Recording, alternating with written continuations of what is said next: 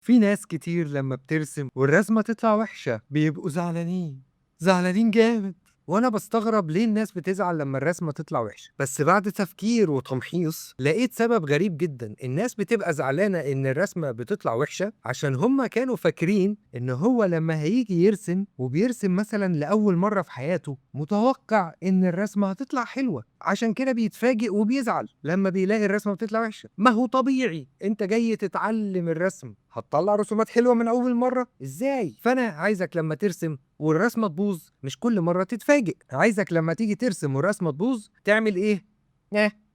وتحاول تاني وتالت ورابع، بعد رسومات كتير هتلاقي نفسك رسام جامد جدًا. عايزين نرسم صاحبنا الغلبان اللي رسم رسمة وطلعت وحشة، فبَص عليها وعمل كده. إزاي نرسم حد حزين؟ بُص لي كده لو أنا حزين وشي بقى عامل إزاي؟ بقى غريب جدًا. إيه اللي حصل؟ بُقي نزل لتحت، عينيّا عملت إزاي؟ حواجبي عاملة إزاي؟ ممكن أتشحتف، ممكن شفايفي تعمل كده، ممكن أعيّط، عينيّا تعمل دموع. وجسمي هيبقى عامل إزاي؟ طب بُص، أنا مش هاعمل بوشي أي حركة، وهاعمل بجسمي كده. هل أنا أهو بُص وشي عادي، هل يليق عليَّ إن أنا حزين، والّا يليق عليَّ إن أنا فرحان أو مندهش أو يعني فايق؟ لكن لو أنا ما عملتش بوشي أي حركة، وعملت جسمي كده، يليق عليَّ إن أنا فرحان مثلًا؟ مش لايق، يليق عليَّ إن أنا مفرهد أو زعلان، صح؟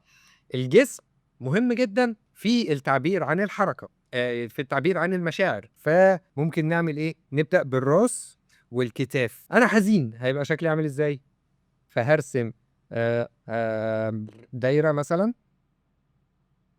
ودايرة تانية، ورقبة كده، وجسم كده، وهاخلّيه المرّة دي باصص لفوق والّا باصص لتحت. لو حد زعلان ما تتخيّلش، اعمل بوشّك أنت زعلان هتعمل إزاي؟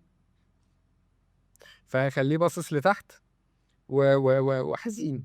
أرسم العينين إزاي؟ هارسم العينين عاملة نُص دايرة كده لتحت، والحواجب طالعة كده ونازلة، المناخير هاخلّيها نازلة، البُق هاخلّيه نازل، وهاخلّيه باصص لنا وبيتشحتف، بيتشحتف اللي هو بيعمل وهاخلّي شعره زعلان. شعره زعلان إزاي؟ أخلّي شعره مثلًا نازل لتحت، هو كل حاجة نازلة لتحت، حتى بالإنجليزي بيسموها feeling down، feeling down.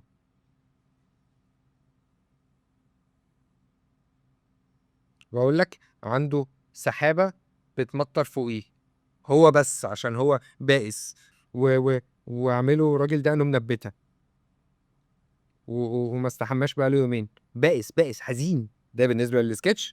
نجيب الماركر، يالّا بينا. أبدأ منين، أبدأ منين؟ باحب أبدأ بفريم الوش، فهاشتغل من هنا، والخطوط تبقى جريئة. واسأل نفسك سؤال واحد لمّا بتيجي ترسم، إيه أسوأ حاجة ممكن تحصل يا ترى؟ أسوأ حاجة ممكن تحصل للرسمة إن هي تبوظ. إحنا قُلنا إيه في أول المحاضرة؟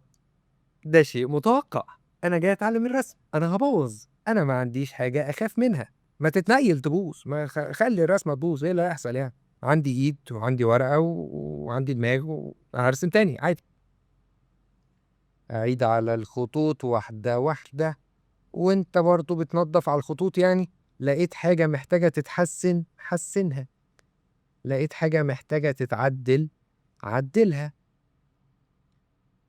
زعرورة، ونرسم العينين إزاي؟ بُص هاخلّي الحواجب عاملة كده، عاملة كده، يا ساتر يا رب! هاخلّي العينين عاملة كده،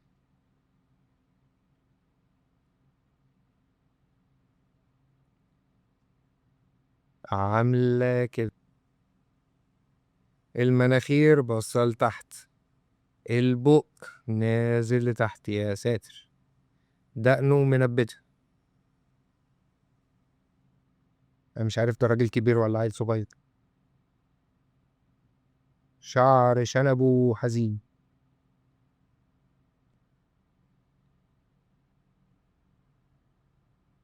يا الله.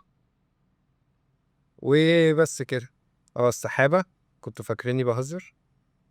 هخلي السحابة بتمطر عليه هو بس، وطالع منه ايموجي العينين نازلة والبق نازل وعنده دمعة صغيرة. يا عيني عليه. المرة الجاية هرسم واحد مندهش يعمل اوه. دهشة بتيجي منين؟ بتيجي من ان العين. هقول لكم الفيديو الجاي. متنساش تعمل لايك وسبسكرايب، واشوفكم الفيديو الجاي.